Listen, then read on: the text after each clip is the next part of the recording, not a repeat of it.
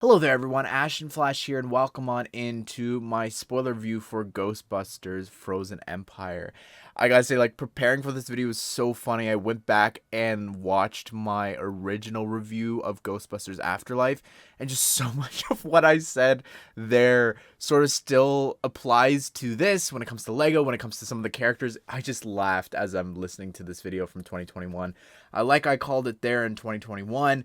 It was my favorite film that year that I watched, and this is my favorite film so far for 2024. Granted, this is the first film I've seen in 2024 that's released. So anyways, though, if you don't know how these videos work, we're going to go just a little bit of my history with Ghostbusters, non-spoilers, spoilers, and then talk about the future of the franchise and Lego talk, which I think is, again, just dying to talk about that specifically. But let's go ahead. Let's jump into my relationship with Ghostbusters. And I didn't include this, or at least not up at the start of the last video that I was watching, but my introduction, I think, to Ghostbusters was it was playing on TV, and I think my dad was watching it. I was playing video games downstairs, and I remember coming up and at least catching more than half of it on TV, and then I think at some point I watched the whole thing, watched 2 back in 2016 when the Dimensions packs and everything were coming out. Maybe that was 2015, the original first wave. And then, of course, when we had year 2 with Ghostbusters 2016, the female ones, I had already seen them. I had already played Lego Dimensions and different things, but that was one of the things and memories that I had that I really look back on and fondly remember with my dad. In 2016, we watched that movie together, in the exact same shirt that I'm filming this video in.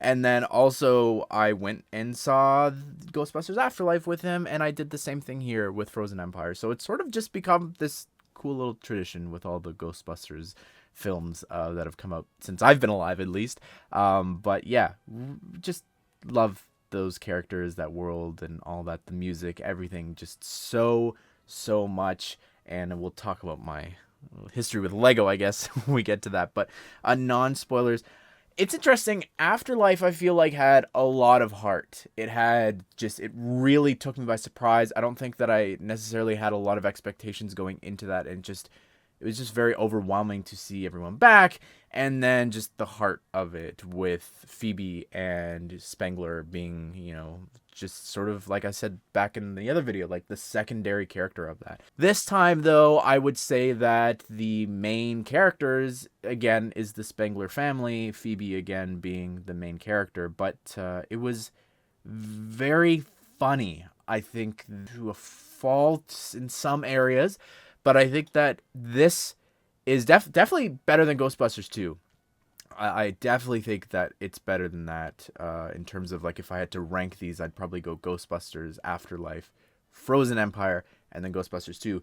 I think that in some ways maybe a bit predictable, but I really just loved seeing the Ghostbusters back in New York, just ghostbusting. Like, that was great. I really loved just barreling down the streets in the Ecto, and even we got to look at the motorcycle, which was a lot of fun. And yeah, I really just wish that I hadn't seen any trailers for this film. Like, I think that if you could avoid anything, just don't watch the trailers, because I think you'd be surprised. So I don't know. I'm probably gonna slip up and say something, but let's jump into spoilers here. So spoilers, let's talk about nostalgia, because I've been seeing a lot of people just saying it's just a big nostalgia bait film. There's definitely some parts of that, but I think that here they did a much better job than Afterlife actually using these characters for the most part. Some of them were just cameos, I'd say, but actually using them to develop the plot, like, they were integral.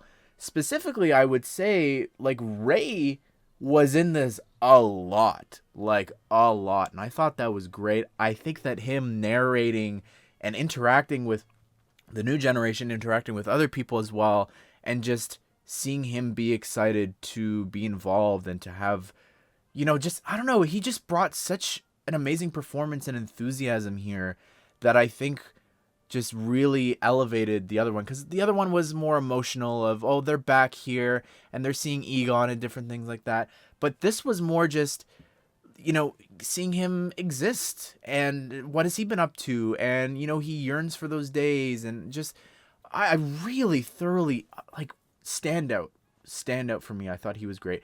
Winston was really great too. Wasn't in it as much, but I still really loved his dynamic with Ray. Everything that we were seeing there, I think, was a lot of fun. And then also, Janine was great too. He was just, it was nice to see her suit up and everything. Again, spoiled all that in the trailers and different things. Spoiled that Peter Venkman was back as well, which I wish I didn't know. He was definitely just a cameo. I feel like that was like, what, a 2-day shoot probably. Like, I enjoyed his bit of sort of interrogating Kamal Nanjiani's character. That was a lot of fun. And then specifically, though, seeing afterwards him show up at the end, I thought was pretty great. And maybe 3-day shoot, because then they had to film the stuff actually outside the Ghostbusters firehouse. But yeah, I enjoyed him showing up to help. I thought that was really cool. And yeah, I love their dynamic. I really do. If you want like a really cool Ghostbusters story with all of the original actors, I really recommend either playing the Ghostbusters game or just watching the cutscenes and just listening to the performances and different things, because it's a lot of fun. I'll talk about video games at the end, but yeah, I think as well, like the mayor being like, I wish that wasn't in the trailers. I wish that wasn't spoiled. I wish the librarian's little cameo wasn't spoiled. And even Slimer, like, obviously they probably need Slimer and the Marshmallow little guys to sell tickets and merch and different things. But, like, yeah, I genuinely, like, if I hadn't seen a trailer, I think I would have been even more blown away and excited to see everyone back. Would have been really cool. But the new characters, I guess, let's talk about that really quick. Kamal Nanjiani, I thought his introduction was hilarious. Really great.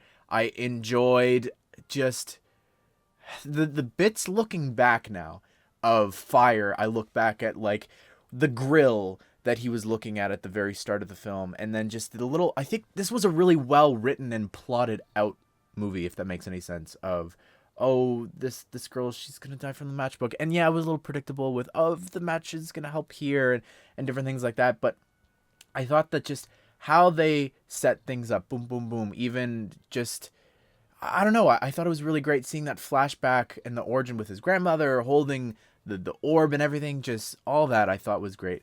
His jokes were very funny, but then towards the end, I don't know, it was a little much. Maybe when he started to get cocky, I wasn't the biggest fan of that. I enjoyed him sliding on the pole. That was, I thought, was very funny. But yeah, I thought he was really great. Patton Oswalt, for me, he's very hit and miss.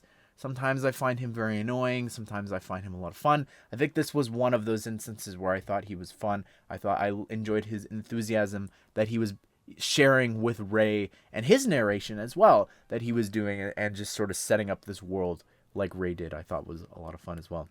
Let's talk about the Spenglers, shall we? Really love their dynamic. I thought just Paul Rudd is incredible. Just every single scene, I think, just like Slimer, just ate it all up. Genuinely, like, the humor, I thought was really funny. Him going through the lines of the Ghostbusters song, really good. But then just the heart that he had, and just sort of him also finding his place in this family dynamic, I thought was really cool. And just, yeah, him being stern, but him being loving and caring, and the bit about her calling him dad at the end, I was all there for it. I really enjoyed that. And I was an interesting idea to have Phoebe sort of on the outs, I would say, even though she was the one who probably brought all this together in the first place. It brought this back. I enjoyed her bit, and with her little ghost friend and playing chess and all that, and the idea that she was being used. It did cross my mind before, but I'm like, no, I feel like maybe she's just gonna have a friend. And then no, she got betrayed. But yeah, she's so smart, and it just reminds me a lot of Egon, and just coming up with all these things and the sarcasm. I also really enjoyed that she was telling people off and just cussing them out off camera. Like, just the cuts I thought were very funny.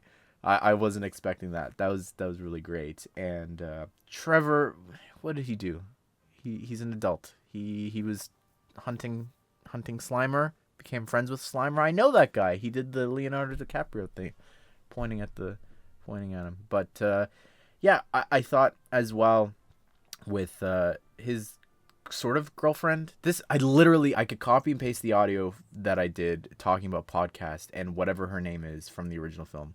Didn't care for their side story back then, their love interest, and then I didn't even care about her here. I was like, oh, it's her from that film. They gave her less to do here probably, but very just okay. She's just there, and then podcast was there too. Okay, like I just did they have a film contract? Is that why they're here? That they signed up for like multiple movies? Because like I just don't get why everyone now all of a sudden is in New York. I get the Spenglers, but them too. Okay, I brushed over something that I found probably one of the most intriguing parts, and that was what has Winston been up to, and the fact that he was able to buy the firehouse back. By the way, they said it was a Starbucks in the other one, but they bought it back, and he's reopened it and different things here, or allowing them to live in it. But what I thought was really interesting was the fact that he has started this bigger corporation, or that he's working with the government and different things. I love that. I love the experiments that they were doing, that aquarium, how they've got all the ghosts locked up inside there. I was all there for them growing the lore of this world, because like they showed on TV, the Statue of Liberty literally walked down the street. Like, how do you in a world go, boo, the Ghostbusters suck, when they have literally saved the day multiple times? And also, how could you not believe in the paranormal in this universe where you've got all of these signs, all of this footage? So it's like, okay, that's really cool that they went, you know what? Let's have this sort of secret, not secret science division, but clearly government funded. They're doing all these things. They're experimenting and just spraying slime on people in the background. Like, it was just so cool. And that's where the future of this franchise gets me excited, because I don't know if they could do it, because I think that a lot of this does actually rely on nostalgia in terms of getting people in seats for, like, if they did like Ghostbusters International or something. I'm not saying you do that, because I don't know if you did that and you didn't have the original people if it would do well.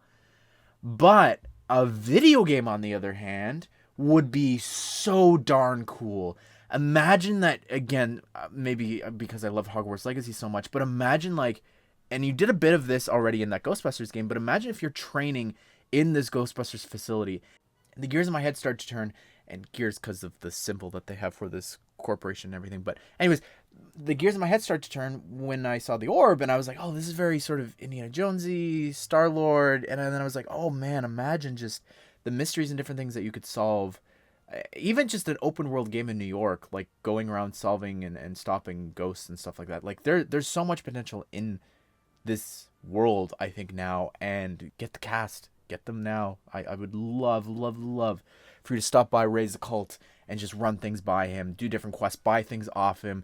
And you could be like, hey, I've got this such and such a item for you for this mission, and like, oh my goodness, like there's so much potential there with this sort of Ghostbusters Incorporated. Just please, it's so cool. Customize your outfits. I love the winter jackets. I loved everything there that they were expanding upon. The drones and all that, the traps. Oh my goodness. Imagine like waves of ghosts coming at you or something, and you could set up traps. So much video game potential for these characters and world.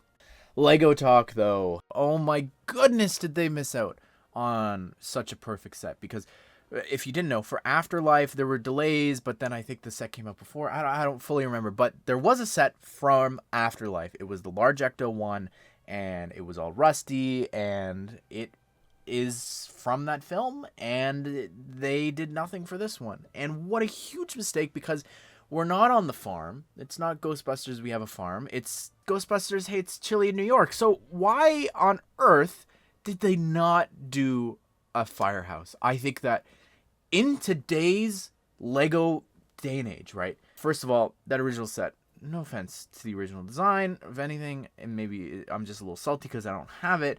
It could use some work. The sides of the house and different things like that. There's just a lot there that I think in today's world, in 2024, there could be such an incredible set there. Imagine it could be a modular. Like, legitimately, we're now getting all these other modular sets that can connect to the regular modular line. It could release, be a modular, have it be both off of this new era of films, also have you know, have two heads for Venkman and Ray and Winston, where you could swap them around and have an old version, have a young version. Like, I just think that this needs to be re-released again because I missed out on it, because I think that it's a little outdated, and just Ghostbusters, at least the original film, and the firehouse and the car.